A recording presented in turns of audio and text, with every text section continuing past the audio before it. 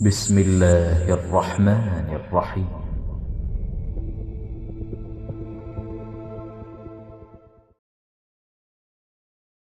بسم الله الحمد لله والصلاة والسلام على رسول الله. Барша мақтау Раббымыз Аллахқа. Аллахтың игілігі мен сәлемі сүйікті пайғамбарымыз Мұхаммедке және сол пайғамбарымыз соңынан ерген барша үмбетке болсын. Алла ел жұртқа тыныштық берсін, исламның үстіндегі өнегелі өмірлерін нәсіп етсін бізге, иманның үстіндегі кәміл жақсылықтарға жете беруді Аллах біздерге жеңіл етсін. Енді мынау әлеуметтік желілер арқылы жиі келетін сұрақтардың кейбіріне тоқталсақ деген ойымыз бар. Сондай әлеуметтік сұрақтарда келген нәрсенің біресі мынау көріп келдік. Палшылық. Пал ашу жайында сұрақтар келген екен. Бұл жайында біз уақытысында біраз айтып өткенбіз, бірақ мұны қанша айтса да артық етпейді. Бұл екен иман дұрыс үшін керек. Осы жайында бір кішігірім сабаққа жаңағыдай түсіндірме айтып кетсек деген ойымыз бар. Құран мен айтқанда пайғамбарымыздың сүннеттерінің саясында. Бірінші, енді бұл пал ашушылық. Бұл бүкіл елде тарап кеткен. Әр елдің өзінің бір жолдары бар. Және пал ашудың түрі де көп. Бірақ бәрін бір ортақ тілмен пал ашушылық деп атай саламыз. Өйткені біреулер картамен ашады. Біреулер пал ашуда жаңағындай кофенің болмаса шайдың қалдығымен ашады, ыдыстың түбінде қалған. Біреулер мына бір шамды свеча деп қоямыз ғой, соны отқа тастау арқылы, қорғасынды суға тастау арқылы пал ашуды кәсіп қылғандар бар. Кейбір жерде қазақтарда кең тараған қойдың құмалағы, 41 құмалақ деген сияқты, сонымен пал ашуды әдет қылғандар бар. Болмаса, мынау көшеде тұрып алып, дайпага даю деп жүрген, мынау жаңағы циган деп атаймыз ғой енді халқы, соларда жиі қалыптасып кеткен алақанмен пал ашу деген нәрсе бар. Кейбіреулер жауырынмен пал ашып жатады. Яғни кейбіреулер оны өзінше көркемдеген болып, кітаппен пал ашып жатырмын деген сияқты сөздермен айтқысы келеді, бірақ бәрі алып келгенде пал ашушылық. Яғни ғайыпты біліп айтқысы келушілік. Осыларды ашатын адамдар бар, и солар айтқаны рас деп сеніп баратын адамдар да бар. Енді осы шариғаттың тұрғысында дұрыс па, бұрыс па, осыған қарап өтейік. Бұл жауапты берер алдында біз бір нәрсені естен шығармауымыз керек. Ең хақ сөз ол Алланың сөзі. Аллах тағала кітабында бір сөз айтқаннан кейін дұрыс қой, бірақ деп мұсылман айтпайды. Өйткені Аллах тағала бәрін білуші. Аллахтың білмейтін нәрсесі жоқ. Ал адамдағы білім шектеулі, Аллахтың білімі шексіз. Аллахтың дінінде, Аллахтың білімінде жаңылу мен қателік жоқ. Ал адамға тән нәрсе жаңылады, қателеседі, шайтан азғырады, нәпсі итермелейді, тәкаппарлық болады, басқа істер болады екен. Енді осы келетін болатын болсақ, Құранда айтады: «Алимул ғойби», бүкіл ғайыпты Аллах біледі. «Фала юзхиру аля ғойбихи ахада», ол ғайыпты ешкімге ашкер етпейді дейді. Яғни ғайып бұл келешектегі нәрселер, алдымызда күтіп тұрған дүниелер. Ол бізге ғайып, оның есігі жауап, біз білмейміз алдымызда не күтіп тұрған. Ертең не тірлік істейтінімізді білмейміз. Қай жерде жанымыздың шығып кететінін білмейміз. Ешкім білмейді. Ол ғайып нәрселер.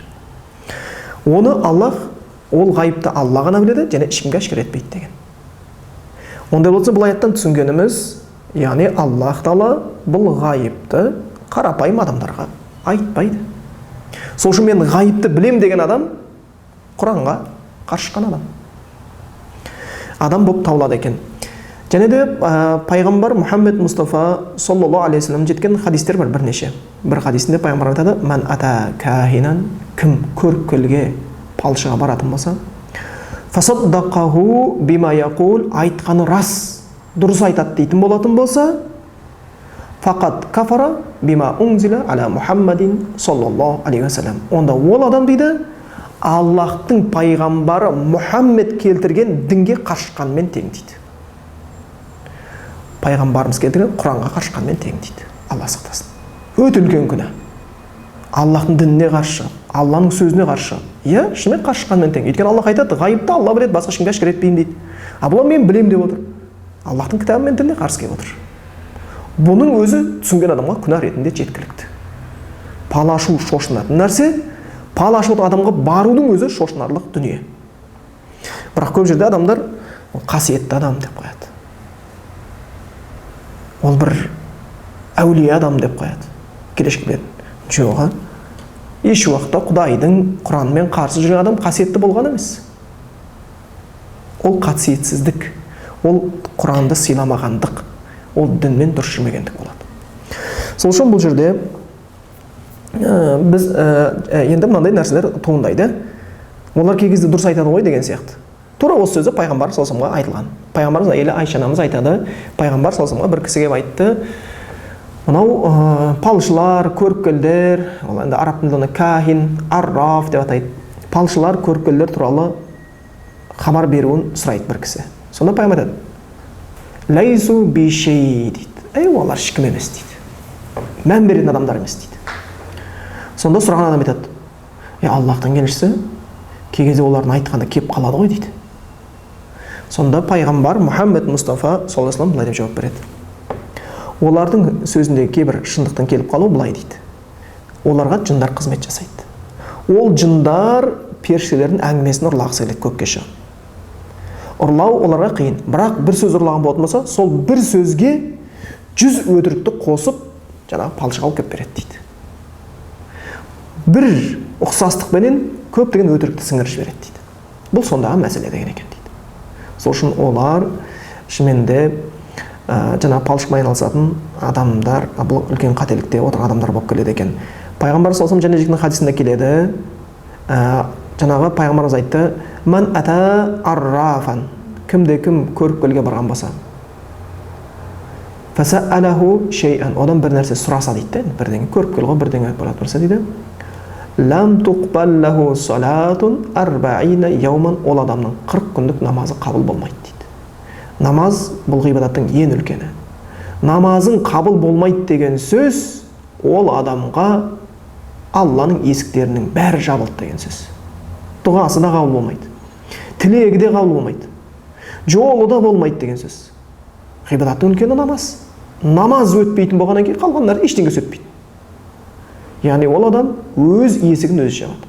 Сол үшін көп адамдар палшыға жол аштырам деп барады да, негізі олар жолдарын жауып жатыр.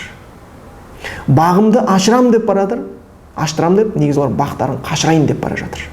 Білімсіздіктен. Сол үшін бұл үлкен бір күнә. Жоғарытқан аяттар бойынша да, хадистер бойынша да Аллах Тағала өзі Құран аятында көптеген оған байланысты келтірген аяттар бар. Айндаху мафатихул ғайб. Бүкіл ғайыптың кілті Аллахтың қасында. Бүкіл ғайыпты Аллах қана біледі. Ла я'ламуха иллаху. Оны Аллахтан басқа ешкім білмейді дейді. Оны Аллахтан басқа ешкім білмейді. Тіпті адамзат баласы пайғамбар Мұхаммед Мұстафа саллаллаху алейхи вассалам Аллах хабар бермесе еш нәрсе білген емес. Аятта келген сияқты, егер мен болашақты, ғайыпты білетін болсам дейді, пайғамбар айтады, бүкіл жақсылықты басыма үй болатын едім дейді. Яғни пайғамбар да білмейді, қандай болады. Сол үшін пайғамбарымыздың өмірбаянын оқыған кезде ол кісінің қарапайым адам екендігін біз көреміз. Сол үшін мен ғайыпты білем деп отырған адам, пайғамбар білмеймін дегеннен кейін, ол адам өтірікші ретінде жеткілікті болып табылады екен. Және де енді осы жаңағындай бірдеңені айтты, бірдеңені таптым, бірдеңені не қылдым деген ол Аллахтың сөзінен кейін, пайғамбардың сөзінен кейін ол сөздерге алданудың ешқандай қажеттілігі жоқ. Тіпті біз көп жағдайда білеміз, олардың көп нәрсе таба қоймайтындығын, біле қоймайтынын. Мынандай бір оқиға болған еді. Менің студент кезім. Қазақ тілі және әдебиеті факультетінде оқып жатқан едім. Намаз оқимын. Тараз қаласы. Бір күні оқудан қайтып келе жатып, Қарахан дейтін сұрыда бір парк болатын, ішінде Қарахан дейтін әулие кісінің басына соғылған мазар бар. Өтіп бара жатсам, қасымдағы досымменен қабір басында көп адамдар жиналып отыр. Кейбір әйел кісілер басына орамал таққан, ер кісілер отыр, тізерлеп отырып алған жаңағы мазардың қасында. Бір жап-жас қыз аппақ киініп алған, ақ орамал тағып алған, олар соған бәрі жаңағы қабір басында мына жерде отыр екен. Сосын қасында досымызға барып жақындап білейікші, не болып жатыр екен дедік. Сөйтсек, адамдар келіп, ана қыз тәуіп палшылық жасап отырған қыз екен, жас қыз. Адамдар оған сұрақ қояды. Біреусі есінде қалғаны былай деп айтты. Менің басым жиі ауырады. Неге ауырады екен деді. Жаңағы қыз, қазір атадан сұрайық деді да, молаға қарап сөйлей бастады. Ата, мынау пәлен деген қызың келіп отыр. Басы ауырады екен. Бұның басы неге ауырады деп сұрақ қойды. Елдердің бәрі үрейленіп қарап отыр жауапты. Ана қыз сұрақты қойып алды, ешқандай тым-тырыс, ешқандай дауыс шығып жатқан жоқ. Қыз көзін жұмып алып, түсіндім ата, бәсе, рахмет ата сізге деді да. Сіздің басыңыздың ауыратын себебі енеңіз сізге сиқыр жасапты деді. Ана ойбай, не істеймін? Оның бір жолын қарастырамыз. Келесі адам деді. Сол кезде біреусі келді. Менің осындай бір затым жоғалды деп. Ол да ал ата, мына кісі бір затын жоғалды деп айта бастады. Сосын біз жаңа күтіп бұл қызбен сөйлесейік деген ойда тұрдық та, жаңа біткеннен кейін кісіні шақырып, қарындасым, сізде бір сәл уақыт бөлсеңіз бола ма, сөйлессек бола ма деп. Сіз мынау істеп жатқан нәрсеңіз Құран мен сүннетке қарамайынша екенін білесіз ба? Қалайша қарамайынша? Сізге сұрақ қойсақ бола ма? Сіз Құран туралы не білесіз? Алланың сөзі. Алланың сөзі не үшін қолданылады? Ол кісі ойланып тұрды да, өлгендерге бағыштау үшін жақсы. Және не үшін қолданады? Ол кісі ойланып тұрды да, ауырған адамға дем салу үшін жақсы. Және не үшін қолданады? Жауап бермеді. Ең басты нәрсені ұмытты. Құран адам баласына ақиқатты көрсету үшін келген. Ақ пен қараны үйрету үшін келген болатын. Сол кезде жаңағы қыз бала біраз неден кейін енді Алланың сөзі несіне қарсы келмейтін, ол тоқтай бастады. Тоқтай бастады да, кейін енді соңына қарай біздің сөзімізге көнгендей болды. Сөйтіп өзі істеп жатқан нәрсесі қате екенін мойындады табан астында. Сөйтті де, бұдан кейін бұл жолдан бас тартатынын айтты. Сосын біз таң қалып ол қызға мына сұрақ қойдық. Қараш дедік. Осы адамдарға мешітке кел, имамның уағызына бар, намаз оқы десең, тура сенің алдында тізерлеп отырған сияқты алып бару қиындау. Бірақ қалай ғана сенің соңың осылар шұбырып жүр? Сен өзің мойындадың сен істеп жатқан тірлігің дұрыс емес екендігін. Көзің жұмып алып әр нәрсені аңдитыныңды айттың. Ол не екенін өзіңді білмейтіндігін айттың. Сонда ол қыз айтты, бір жауабын айтайын ба деді. Иә деді. Бұл адамдар деді, неге менің айтқаныма сенеді, неге менің соңымнан жүреді деген сұрақ қойып отырсыздар ғой деді. Болмаса мен сияқты адамдарға неге сенеді, неге соңынан жүреді деген. Жауабы оңай деді. Өйткені олар бізге сенеді деді. Бізге сенген үшін біз олармен білгенімізді жасай аламыз деді. Тұрғызып тұрғызамыз, отырғызамыз, айтқан сөзімізге нандырамыз деді. Бұлардың Құдайға деген сенімнен гөрі бізге деген сенімі жоғары болып кеткен. Егер олар Құдайға көбірек сенсе, біздің сөзімізден гөрі Құдайдың сөзін нере деп іздер еді. Бірақ олар Құдайдың сөзін еш уақытта іздемейді, пайғамбардың сөзін іздемейді, бізге сеніп те жүре берді дейді. Шынымен де бұл сөздің жаны бар болып шықты. Аллахқа деген сенім жоғары болу керек. Аллахтың кітабынан қарауымыз керек, бұл дұрыс па, бұрыс па. Енді олардың көріп жатқан нәрсесі бұл шынымен де жақсы нәрсе болмайды. Тура сол сияқты ел арасында тарап кеткен бір әңгімені қысқаша жаңа айтып кете салайық. Бір атақты көріпкел шығып дейді, елдің бәрі анау жоғалған қойын тауып береді, жоғалған байын тауып береді, анау қылады, мынау қылады. Біреудің кімді дуалағанын. Енді былай қарасақ, ол әңгіменің бәрі өзі бір әңгімелерден шықпайды. Енесі келсе, қызың келінін құртыпты, келіні келсе, енең құртты деген сияқты адамдар арасында бір-біріне деген сондай бір кереғар жаман сезімдер пайдаланып, қазақ келсе басың ауырады деген сияқты. Өйткені көп қазақ шайға бейім болғаннан кейін шай ішпесе бәрінің басы ауырады. Осы сөздермен келіп айтып отырады. Сонда бір кісі болғаннан кейін әйел кісі жаңағы елдің бәрі ойбай әулие дегеннен кейін соған барып, күйеуі бірнеше күн жоғалып кетті, сұрайды, күйеуім жоғалып кетті, тауып бересіз ба дейді. Ол айтады, сенің күйеуің дейді, әруақтар қуалап қажылыққа кетіп қалыпты депті. Анау таң қалыпты. Күйеуі өзі арақ ішетін кісі екен. Қайдағы қажылық оған, қайдағы әруақ деп әйел таң қалыпты. Бірақ енді айтқаннан кейін, елдің бәрі әулие деп отқаннан кейін қарсы бір сөз сөйлеуге ұялып кетіп қалыпты. Сосын бір күн сол көріпкелді үйіне қонаққа шақырыпты. Қонаққа шақырып келген бір палау басыпты. Палау басқаннан кейін бала шағасын үстелдің бір шетіне отырғызып, көріпкелі әйелді үстелдің төріне отырғызып, оған палауды үлкен табаққа салып, етін астына үстінен палау қылып, етті палаумен бастырып берді. Балаларына күрішін аз қылып салып, бетіне ет сеуіп берген екен дейді. Сөйтіп бергеннен кейін, жаңа әйел кісі қараса, балалары дегенден де қазақ етке құмар ғой, балалары етті алып жеп жатыр екен. Жаңағы әйел кісі қараса, алдында аппақ палау тұр, бірде бір ет жоқ. Көріпкел әйел кісі қарап, бізде қазақпыз, бізде етті берсең жейміз, бізге ет салсаң да артық болмаса еді, балаңа саған етті деп, сөйтіп айтқан палауың жақсы екен, бірақ ет одан күшті болар еді деген сөз айтқан кезде әйел кісі айтқан екен дейді. Сонау Меккеде жүрген байымды көріп қоясыз да, палаудың астындағы етті неге көрмейсіз деген екен дейді. Сол үшін бұл жерде шынымен де сақтық жасау керек, оны бір қасиет деп ойлап қалмау керек. Ол палшылықпен айналысу негізі қасірет. Кімдегі айналысып жүрген болатын болса, ол тезірек тәубе қылсын. Ол қасында жүрген, сыбырлап жүрген әруақ деп ойлап қалмасын. Әруақтар барзақ әлемінде бұл жаққа келмейді. Бірақ ол жын. Жындар шынымен де сыбырлайтын жайында хабар айтылған. Көріпкелдікпен айналысам деген адамға жындардың түсетіні туралы айтылған. Құранда аят бар. Аятты біз оқып берсек те болады. Шуғара деген сүре бар. Сол Шуғара сүресінің 221 аяттарында, 222-ші, 23-ші аяттарында Аллах Тағала не деп айтады? Хәл унаббикум ала ман таназзалу шаятин. Шайтандардың кімге түсетінін айтайын ба дейді Аллах Тағала. Кімге түседі дейді? Таназзалу ала кулли аффакин афим. Әрбір өтірікші күнәһарға түседі дейді. Өйткені палашқан адам өтірік айтады, өйткені палашқан дінге қарсы күнәһар болады.